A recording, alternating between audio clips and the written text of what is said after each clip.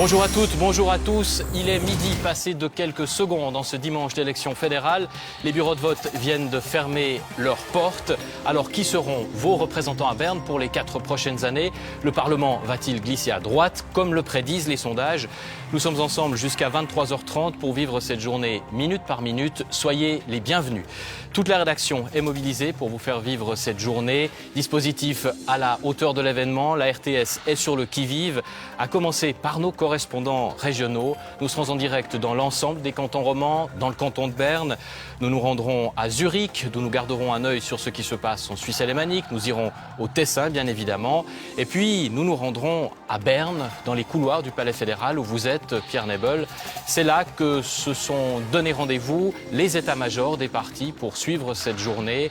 On y attend les chefs de file des partis dans le courant de l'après-midi, et notamment les présidents de partis que vous recevrez, Romaine Morard, dans la salle des pas perdus où nous avons installé notre plateau.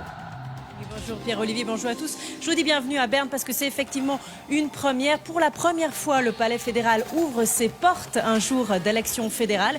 Et nous serons donc ici cet après-midi, mais aussi et surtout ce soir dans cette incroyable salle des pas perdus, au cœur même du pouvoir politique suisse. Et nous ne sommes pas seuls. Devant moi, mes collègues de la radio. Derrière moi, vous les voyez peut-être, mes confrères tessinois et confrères alémaniques sont au bout de cette salle des pas perdus. Ils vont faire vivre cette journée politique, cet événement très particulier. Alors, qui viendra finalement s'asseoir dans cette salle du Conseil national en décembre? Qui participera à la 50e législature?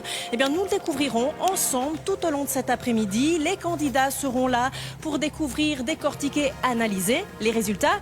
Et puis, il y aura des rendez-vous particuliers, vous l'avez dit, Pierre-Olivier, la traditionnelle ronde des éléphants, comme on l'appelle. Les présidents de partis seront avec nous pour découvrir la première. Le sien, et puis on va voir les autres partis qui eux aussi ont un siège et qui a priori, selon cette projection, devraient le conserver. Il s'agit des Verts, du PBD et des Verts libéraux. Nous avons des résultats, mais attention à prendre avec des pincettes dans le canton du Valais pour le Conseil des États, car 40% des bulletins ont été dépouillés pour l'instant, et surtout dans le Haut-Valais. Mais vous le voyez, sans surprise, pour l'instant, le PDC Jean-René Fournier serait en tête avec 7670 voix, suivi du PDC Beat Rieder.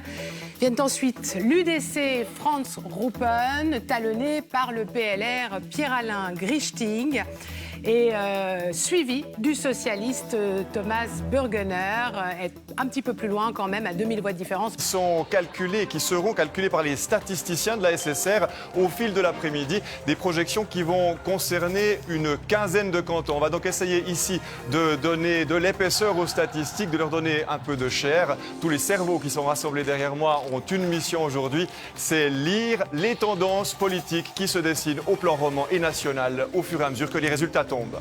Merci David. Avec vous, Jennifer Covo, Cynthia Gagny et Gilles Clémençon qui se relaieront toutes les demi-heures sur ce plateau pour un point de la situation. Et je vous propose de faire immédiatement un premier tour d'horizon des chiffres déjà à notre disposition avec Jennifer Covo et Gilles Clémençon. Nous avons déjà des résultats à Punzel-Rhodes intérieur. Vous le voyez, Ivo Bischofberger est élu, mais il est déjà élu, vous le savez, puisqu'il a été élu le 26 avril dernier à la Landsgemeinde.